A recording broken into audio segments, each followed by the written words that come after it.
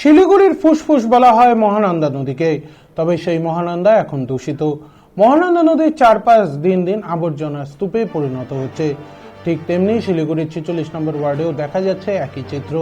অভিযোগ, শিলিগুড়ির 46 নম্বর ওয়ার্ডের সমরনগর ও গণেশ ঘোষ কলোনির মধ্যবর্তী ছোট মহানন্দা সেতুর নিচের অংশে এখন আবর্জনার স্তূপ। জানা যায়, এই এলাকার মধ্যবর্তী ছোট মহানন্দা সেতুর নিচে যে মহানন্দা নদীর জল, তা বউবাজার, বরতলা, নেতাজি নগর সহ একাধিক এলাকা থেকে নদীর জল এসে মূল তবে এখন সেই সেতুর নিচে তৈরি হয়েছে আবর্জনার স্তূপ। পাশাপাশি বাড়ছে মশার উপদ্রব বলে অভিযোগ স্থানীয়দের আরও অভিযোগ, দীর্ঘদিন ধরে পরিষ্কার করা হয় না সেতুর নিচ।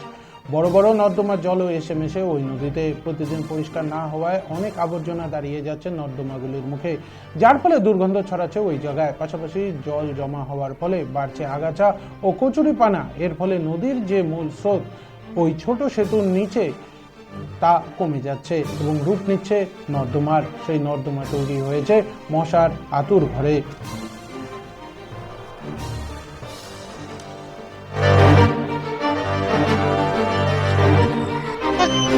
আবর্জনা কি বলবেন এই বিষয়ে? এখানে আমার কি বলার আছে, প্রশাসন যে ডিসিশন নেবে সেটাই। আমি আর কি বলবো। আগে কি এরকম ছিল 2-3 বছর আগে? না, এরকম তো ছিল না। পরিষ্কার হয় এখন এই নদী? পরিষ্কার হয় বলতে যত ডাস্টবিন আছে এখানে এসে তো ফালানো হচ্ছে, এটাই তো দেখছি। এতে তো সামনে ডেঙ্গুর উপদ্রব বাড়বে, তো কি মনে হচ্ছে, ভয় ডেঙ্গু হওয়ার সম্ভাবনা থাকছে না? মাঝে মধ্যে তো দেখছি কাজকর্ম হচ্ছে, আবার মাঝে মধ্যে হচ্ছে না। আবর্জনা এখনো পড়ে রয়েছে। হ্যাঁ, পড়ে আছে, বললে আমরা কাজ করছি। স্থানীয়দের অভিযোগ, ওয়ার্ড কাউন্সিলর সহ বর্তমান প্রশাসনকে জানানো সত্ত্বেও কোনো লাভ হচ্ছে না, হুঁশ পিচ্ছে না প্রশাসনের। বরং বারবার অভিযোগের পর মাঝে মধ্যে টুকটাক কাজ হলেও আবার সেই একই পরিস্থিতির সৃষ্টি হচ্ছে। অপরদিকে স্থানীয়দের বক্তব্য, আগের কাউন্সিলর ভালো কাজ করতেন, তবে বর্তমান কাউন্সিলর কোনো কাজ করছে না, এমন অভিযোগ করেছেন স্থানীয়রা। এদিন এই বিষয় নিয়ে 46 নম্বর ওয়ার্ডের প্রাক্তন সিপিএম কাউন্সিলর মুকুল সেনগুপ্ত বর্তমান কাউন্সিলরের উপরে ক্ষোভ প্রকাশ করেন।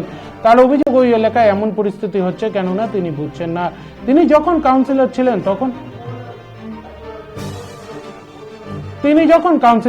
তখন ওই এলাকার সেই সেতুর নিচে পরিষ্কার থাকতো এবং নদী জলও থাকতো, পাশাপাশি পাশের জায়গাগুলোতেও সুন্দর বাগান থাকতো। তবে বর্তমানে কেন এমন পরিস্থিতি, বর্তমান কাউন্সিলর কেন কাজ করছেন না ঠিকমতো, সেই নিয়েও প্রশ্ন তোলেন তিনি। এছাড়াও তিনি অভিযোগ করেন, বর্তমান বোর্ডে এত টাকা আবর্জনা পরিষ্কার করার জন্য বরাদ্দ করা হলেও বোর্ডে বর্তমান ওই এলাকার কাউন্সিলর কেন নিজের এলাকা পরিষ্কার করছেন না। সামনে ডেঙ্গুর উপদ্রব বাড়বে জেনেও কেন আগে থেকেই ব্যবস্থা নেওয়া হচ্ছে না, সেই নিয়েও প্রশ্ন তোলেন তিনি। আমার নাম অভিজিৎ দাস। আপনার বাড়ি কোথায়? আমার বাড়ি গণেশ ঘোষ কলোনি, আমি এদিকেই থাকি। এই যে এই ব্রিজটা যে এত নোংরা, কি বলবেন ব্রিজের নিচে? এই ব্রিজটা যে নোংরা আছে, এটা কাউন্সিলরকে দেখা উচিত। এখান থেকে নাহলে ডেঙ্গু তোমার সৃষ্টি হবে। ডেঙ্গু হলে অনেকের দিক্কত হয়ে যাবে, ঠিক আছে, পরেশান হবে, জ্বর আসবে। তো এটা কাউন্সিলরকে ভালো করে দেখা উচিত। কমপ্লেন করেছেন এর আগে আপনারা? কমপ্লেন তো অনেকবারও কাউন্সিলরকে করা হয়েছে, কাউন্সিলর তো কিছু ক্যারার তো করতেছে না। এই নতুন কাউন্সিলর তো 2 বছর হলো, তার আগের যে কাউন্সিলর ছিল তিনি কি করতেন পরিষ্কার? তিনি তো মোটামুটি ভালোই করতেন, ভালো করতেন। ঠিক আছে। এই কাউন্সিলর আসার পরে তো অত হচ্ছে না। ভালো করছেন না, বিষয়টা তো কেন এমন হচ্ছে আমি বুঝতে পারছি না। এখন তো প্রচুর সহজ ভারতের প্রচুর টাকা, আমাদের সময় একটা প্রজেক্ট নিয়ে আসছিলাম, এখন গাড়ি লোক অনেক, এখন তো সমস্যা হওয়ার কথাই না। আর এটা এখন মে মাস পড়ে গেছে, এই হাইডিনগুলো তো ক্লিয়ার করার কথা অনেক জানুয়ারি মাস থেকে শুরু হয়। কেন এত নোংরা আছে এটা তো আমারও বুঝতে একটু অসুবিধা হচ্ছে। এটা আরও নজরদারি করা উচিত। এখন তো লোকের অভাব নেই, প্রজেক্ট তো আমরাই করে দিয়ে আসছিলাম স্বচ্ছ ভারতে 48 কোটি টাকার, সেই প্রজেক্টের কাজ হচ্ছে। বৃষ্টি যতক্ষণ না আসবে, এই পিরিয়ডটাই হচ্ছে খুব ডেঞ্জার পিরিয়ড শিলিগুড়িতে। তবে এই সমস্ত অভিযোগ মেনে নিতে নারাজ 46 নম্বর ওয়ার্ডের বর্তমান তৃণমূল কাউন্সিলর দিলীপ বর্মন। পাল্টা তার অভিযোগ স্থানীয়দের উপর। তিনি জানান, যথাযথ জায়গায় আবর্জনা ফেলেন না স্থানীয়রা, যার ফলে ওই এলাকায় এমন অবস্থা। বহুবার পরিষ্কার পরও সেই একই পরিস্থিতি।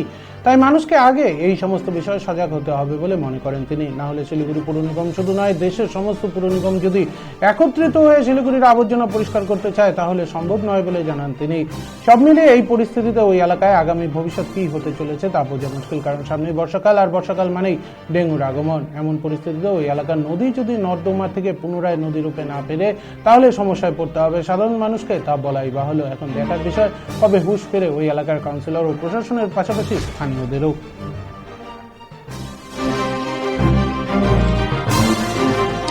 নদী নর্দমায় পরিণত হয়েছে। এখন প্রথম কথা হচ্ছে যে শিলিগুড়ি কর্পোরেশন যেভাবে মানে এলাকাকে পরিষ্কার রাখার জন্য যে ব্যবস্থাগুলো করেছে, অল্টা গাড়ির থেকে আরম্ভ করে ভ্যান কুলার থেকে আরম্ভ করে প্রতিটি জায়গায় কিন্তু আমরা প্রচুর গাড়ি দিয়েছি।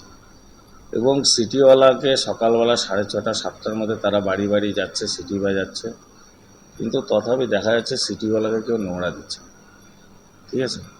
এবং সলিডর ম্যানেজমেন্টের জন্য আমরা একটা মাসিক 10 টাকা করে নিই, যে এই গাড়িগুলো অনেক সময় দেখা গেল চাকা খারাপ হলো বা কোনো কিছু, সেটার জন্য আমরা এটা নিই। ইভেন সে টাকাটাও যারা দিতে চায় না। এবং তাদেরকে এত কথা বলার পরেও তারা কেউ মানে এটাকে কান দিচ্ছে না। মানুষ আজকাল এরকম হয়ে গেছে যে আমরা সার্ভিস দিতে চাই, কিন্তু সার্ভিসের দেওয়ার সময় যদি তারা যদি সেই জিনিসগুলো ডেলিভারি না দেন তাহলে তো আমাদের কিছু করার থাকে না। তো এত বলার পরেও তারা দেখবেন যে এই যে নদী নালা ড্রেন, এই হাই ড্রেনগুলো আছে, হাই ড্রেনগুলোর মধ্যে দেখা যাচ্ছে আমরা 1 সপ্তাহের মধ্যে নোংরা পরিষ্কার করে দিলাম, সেটা ক্লিন হয়ে গেল। আবার 1 সপ্তাহ পরে দেখা যাচ্ছে তার মধ্যে প্লাস্টিক, সবজি, নোংরা ভাত, পচা ভাত এগুলো ফেলে দিচ্ছে। তো এর জন্য প্রথম কথা হচ্ছে মানুষকে সচেতনতা। শিলিগুড়ি কর্পোরেশন কেন, সারা ভারতবর্ষে যতগুলো কর্পোরেশন আছে তারা সবাই মিলেও যদি শিলিগুড়িকে পরিষ্কার করতে চায় তাহলে পরিষ্কার হবে না। কারণ হবে না এটাই, প্রথম কথা হচ্ছে মানুষকে নিজেকে পরিষ্কার রাখতে হবে। আমরা পরিষ্কার রাখার জন্য সব ধরনের ব্যবস্থা, মশা বেশি তার জন্য ব্লিচিং ডেলি ছিটানো হচ্ছে, 2 দিন পর পর আমরা ড্রেনগুলো পরিষ্কার করছি, কিন্তু আবার ঘুরে ফিরে দেখা যাচ্ছে যে এই নোংরাগুলো হচ্ছে। আর আরেকটা ব্যাপার হলো যে আমাদের 46 নম্বর ওয়ার্ডে পার্শ্ববর্তী হচ্ছে পঞ্চায়েত এলাকা। পঞ্চায়েত এলাকায় কোনো ভ্যাট নেই, কিছু নেই, এবং সেখানকার লোকরা কী করছে, প্যাকেটে করে জিনিস নিয়ে আসছে, স্কুটি করে দিয়ে নদীর মধ্যে ছুঁড়ে ফেলে দিচ্ছে। এই যে ছুঁড়ে ফেলা ব্যাপারটা, এবং যেখানেই ভ্যাট রাখা হচ্ছে ভ্যাটের মধ্যে নোংরাগুলো দিচ্ছেন, কি হচ্ছে ভ্যাটের বাইরে নোংরাগুলো ফেলে দিচ্ছে। এটাকে মেনটেন করা যদি যতক্ষণ মানুষ সচেতন না হবে ততক্ষণ অবধি কেউ এটাকে কিছু করতে হবে না। মানুষকে